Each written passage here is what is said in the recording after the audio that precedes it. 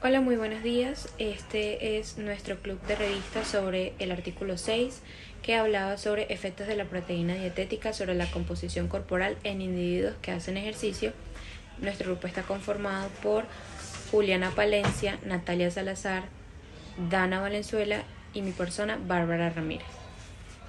Ese artículo se llama Efectos de la proteína dietética sobre la composición corporal en individuos que hacen ejercicio. Como introducción tenemos que la proteína es súper importante no solo para evitar problemas como la desnutrición, sino también para que el cuerpo aproveche mejor el entrenamiento. Normalmente se tiene o se recomienda consumir alrededor de 0,8 gramos por kilo al día, pero en el caso de atletas o personas que hacen deporte de alto rendimiento, que entrenan muy seguido, esa cantidad puede ser hasta el doble. Esto pasa porque el ejercicio activa procesos como la construcción de músculo, la producción de más mitocondrias y también ciertas respuestas hormonales e inmunes que hacen que el cuerpo necesite más aminoácidos. Bueno, como problema tenemos que aunque ya sabemos que es necesaria la proteína, no se está completamente seguro o claro de qué tan beneficioso es superar ampliamente la RDA, que es como la ingesta diaria recomendada, especialmente en personas ya entrenadas.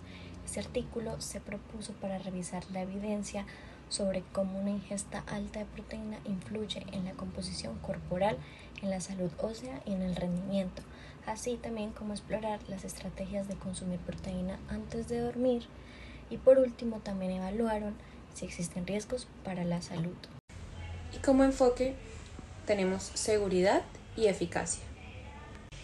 El objetivo del artículo es evaluar, con base en la evidencia científica disponible, los efectos de incrementar la ingesta de proteína diaria por encima de la ingesta diaria recomendada, 0,8 gramos por kilogramo por día, en personas que realizan ejercicio crónico, analizando su impacto sobre la composición corporal, músculo, grasa y hueso, así como los efectos agudos y crónicos del consumo de proteína antes de dormir y la influencia del momento del ejercicio sobre dichos resultados.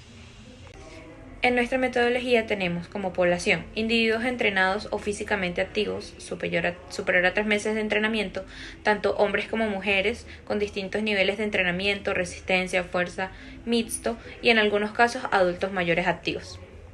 Como criterio de exclusión tenemos investigaciones que evaluarán el efecto de la ingesta de proteína superior a la RDA en combinación con ejercicio crónico sobre la composición corporal, masa muscular, grasa, hueso, así como estudios sobre la proteína antes de dormir.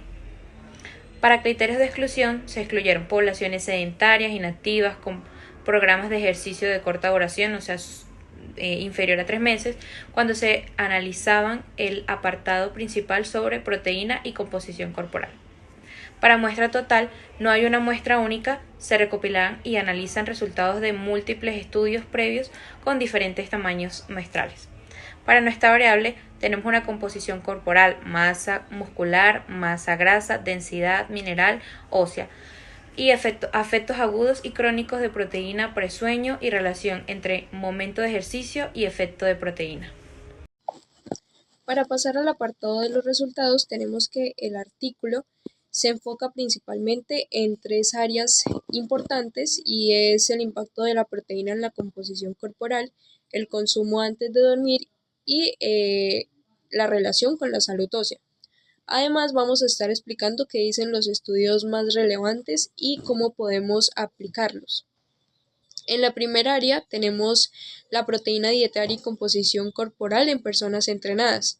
Entonces vamos a empezar con la pregunta más común, que es ¿cuánta proteína necesita una persona que entrena? Se tiene que la recomendación general es de 0,8 gramos por kilo de peso corporal al día, pero en personas entrenadas la evidencia muestra que necesitamos entre 1,2 y 1,6 gramos como mínimo y en muchos casos más de 2 gramos por kilo al día. ¿Por qué? Porque la proteína no solo nos ayuda a ganar músculo, sino que también contribuye a perder grasa, y esto ocurre por tres mecanismos principales. El primero es el aumento en el gasto energético en reposo y durante el sueño. El segundo va a ser el incremento de la termogénesis inducida por la alimentación, es decir, gastamos más energía al digerirla. Y el tercero es que se estimula la actividad física no planificada, lo que se conoce como NEAT. En cuanto a ganancia muscular, el mecanismo clave es que la proteína incrementa la síntesis de proteína muscular justo después del ejercicio. Entonces vamos a estar viendo algunos estudios clave que se observaron en el artículo de ciertos autores. Entre estos está Herzig y colaboradores que estudiaron hombres entrenados en resistencia, y los que tomaron proteína combinada whey y caseína ganaron más masa magra que el grupo placebo, aunque no hubo cambios en la fuerza. En el estudio de Horsby se observaron que mujeres que hicieron entrenamiento concurrente y tomaron proteína redujeron más grasa corporal que las que tomaron carbohidratos. En el estudio de Antonio se tienen dos hallazgos interesantes, y es que cuando los participantes consumieron 4,4 gramos de proteína por kilo sin cambiar el entrenamiento, no hubo cambios en músculo o grasa, pero cuando consumieron 3,4 gramos por kilo con un entrenamiento periodizado, perdieron más grasa y ganaron músculo en la misma proporción que el grupo de control. En el estudio de Campbell se estudiaron mujeres competidoras de fisicoculturismo. Las que consumieron 2,5 gramos por kilo ganaron más masa libre de grasa y perdieron más masa magra que las que consumieron solo 0,9 gramos por kilo. En el estudio también se habló sobre que en adultos mayores activos suplementar proteína también aumenta la masa magra y redujo la grasa corporal. Entonces, en resumen, se tuvo que consumir el doble más de la recomendación general. Parece mejorar la composición corporal en personas entrenadas, y tampoco se han resultado efectos adversos hasta el momento. La segunda área habla sobre la proteína antes de dormir. Entonces, los estudios en este apartado del artículo muestran que se digiere y absorbe bien, aumenta el balance neto de proteína durante la noche y la síntesis muscular, especialmente si entrenamos en la tarde o en la noche, y lo mejor es que no afecta la quema de grasa ni la calidad del sueño. En estudios de largo plazo, algunos autores que intervinieron, entre estos Snyders, en este estudio se dieron 27,5 gramos de de caseína con carbohidratos antes de dormir durante 12 semanas a personas que entrenaban en la tarde. El resultado fue más fuerza y mayor área muscular en los cuádriceps.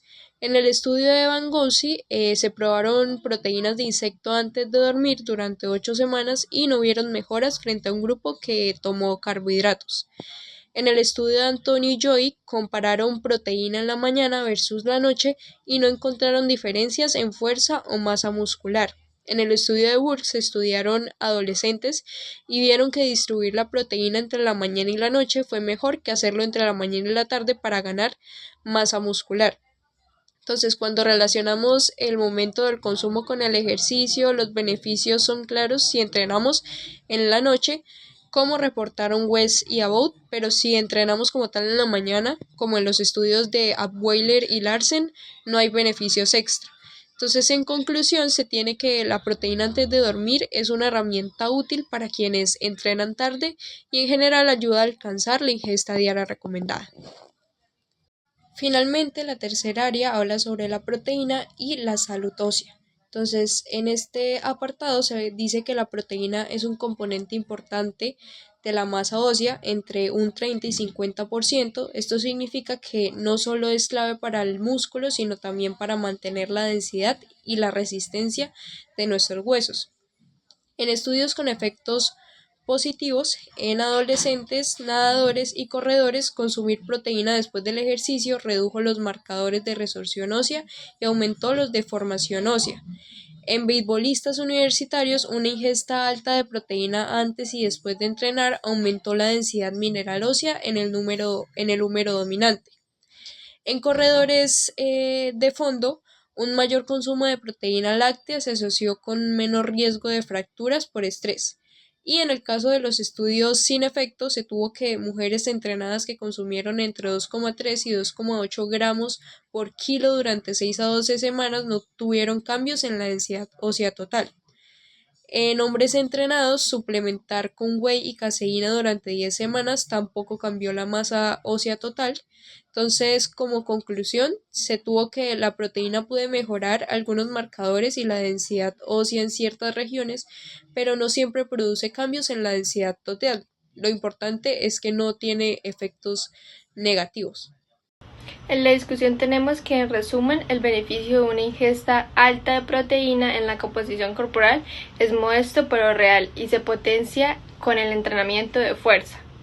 La proteína presueño puede ser una herramienta útil para optimizar la recuperación y alcanzar los requerimientos diarios, especialmente si se entrena de noche. En la salud ósea, los datos son prometedores pero aún limitados. Lo importante es que no se encontraron daños en órganos como por ejemplo el riñón o el hígado en personas sanas y entrenadas. En conclusión, tenemos que consumir al menos el doble de la ingesta diaria recomendada de proteína mejora la composición corporal, sobre todo con entrenamiento de fuerza. El consumo de proteína antes de dormir es más relevante si el ejercicio es nocturno.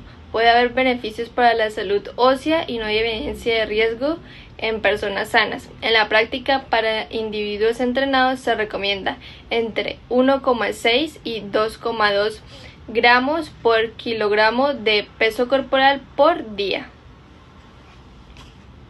Bueno, por último vamos a hablar de la relevancia para la fisioterapia y la actividad física. En fisioterapia, estas estrategias nutricionales contribuyen a la recuperación tras lesiones, nos ayudan a prevenir la pérdida de masa muscular y por ende mejorar y mantener la funcionalidad del paciente, así como preservar la salud ósea.